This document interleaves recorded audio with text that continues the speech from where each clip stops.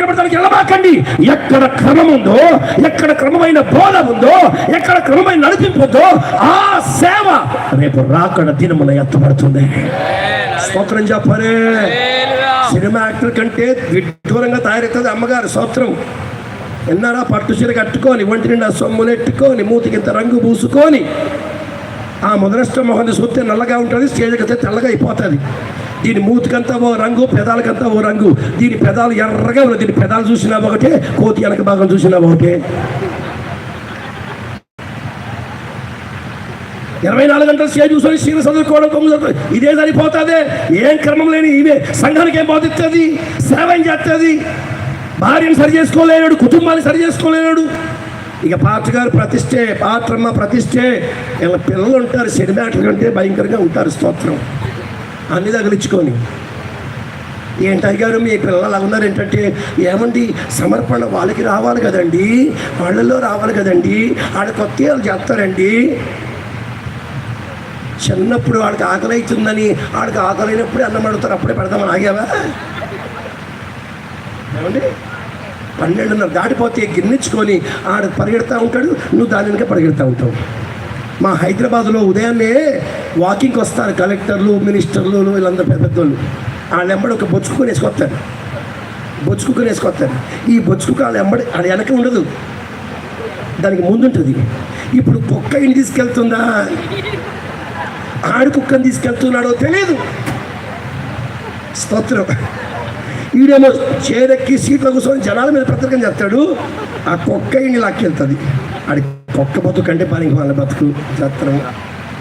ఆ పిల్ల ఎంబడి తిరుగుతూ ఉంటుంది, అమ్మరు అమ్మ మా బంగారమా దాని ఎంబడి తిరుగుతూ ఉంటుంది. లోపల వీటి కూసబెట్టి ముద్దెట్టకుండా. స్తోత్రం. హల్లెలూయా. మరి అప్పుడు బలవంతం చేయలేదే. వాళ్ళకి ఆకలైనప్పుడే తింటారు లేండి, వాళ్ళకి బుద్ధి పుట్టినప్పుడే తింటారు లేండి అని ఊరుకున్నావా? తిండికి ఒక క్రమం, భక్తికి ఒక క్రమమా? క్రమము లేని పరిచర్యలు, క్రమము లేని సేవలు ఈరోజు అన్ని భూమి మీద లేవు. ఇంకొంతమంది ఉంటారు, పాత్ర గారు తెల్లబట్టలు వేసుకుంటే పాత్ర గారు రంగు చీరలు వేస్తారు. స్తోత్రం. మరికొన్ని సేవల్లో పాత్ర గారు తెల్లబట్టలు ఉంటే పాత్ర గారు సూటు బుట్లు వేస్తాడు. ఏం చేద్దాం? ఎక్కడి నుంచి వచ్చాయి సూటు బుట్లు? మొన్న అమ్మజోకి ఆవిడ సాక్ష్యం చెప్తుంది, దేవుని మహాకృపను బట్టి ఈ మహిమగల సేవను మేము ఎంతో భారంగా ఆరంభించాము. మా దగ్గర ఏమీ లేకుండే ఈరోజు సేవను గడపరిచాడు. నా మెడ పోసిపోయినట్టుగా ఉండే మొన్నే దేవుడు కనికరించి నల్ల పూసలు చేసుకోవడానికి సహాయం చేశాడు. పనికి మందానా దేవుడు ఇచ్చిన కానుకలతో నల్ల పూసలు చేసుకోమన్నాడా? అంటే నేను ఏదో తెల్లబట్టలు వేసుకున్నాను కాబట్టి అందరూ తెల్లబట్టలు వేసుకోవాలని చెప్పట్లేదు. నేను అంటాను, ప్రతి దైవజనునికి, ప్రతి దైవజనురాలికి, ఆ సంఘానికి, ఆ విశ్వాసికి ఒక్క మాట చెప్పాలంటే, నేను యేసు ప్రభు బిడ్డను అని మొదట రాయబడి ముద్రింపబడిన ప్రతి విశ్వాసి ఒక క్రమమైన జీవితాన్ని కలిగి ఉండాలి. Discipline life. అన్న మధ్యలో నుంచి విశ్వాసులను వేరుగా ఉండాలని ప్రభు చెప్పలేదా? మీ అలంకారాల విషయంలో విశ్వాసులే అన్యులకు దూరంగా ఉండాలని చెప్పలేదా? అన్యుల్లో నుంచి విశ్వాసులను వేరు చేశాడు, విశ్వాసుల్లో నుండి లేవీయులైన సేవకులను వేరు చేశాడు. అలా ఎంత ప్రత్యేకత ఉండాలి? ఏముంది క్రమం నీ దగ్గర?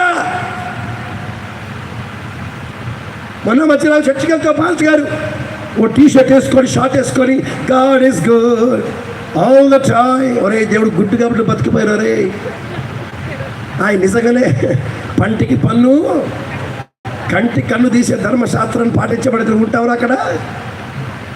ఓ చర్చ్ ఉంది మా దగ్గర హైదరాబాద్లో, 2 ఏళ్లలో 2000 మంది విశ్వాసులు చేశారు. ఇంత బాగా డెవలప్ అయిపోయింది ఏంట్రా బాబు అని ఓ రోజు మారువేషంలో ఆ సేవను చూద్దామని వెళ్తే, రాగి రంగుకు మారిన రేగి కొంప లాంటి జుట్టు ఒకటి వేసుకొని, పిచ్చుకగూడు లాంటి చక్కటి హెయిర్ స్టైల్ పెట్టుకొని, విన్నారా, మాసిపోయిన గడ్డాలు మీసాలు వేసుకొని, ఆడి మొహం చూస్తేనే దొంగ కోళ్ళు బట్టి వాళ్ళ ఉన్నాడు. ఓ టీషర్ట్ వేసుకున్నాడు, ఓ ప్యాంట్ వేసుకున్నాడు. ఆ తొళ్ళ దగ్గర చినిపోయింది, మోకాళ్ళ దగ్గర చినిపోయింది, కింద చినిపోయింది. దేవుని స్తోత్రం. అసలు చోటు జరగల. అది వేసుకొని స్టేజ్ ఎక్కి ఐ సరెండర్. ఏంట్రా సరెండర్ అయింది నువ్వు? నా దేవుడు మంచివాడు, ఆయన మంచిగా కాబట్టి బతికిపోయారు. రే ఇలాంటి క్రమము లేని ప్రజలు ఎంతమంది లేరు? క్రమము లేని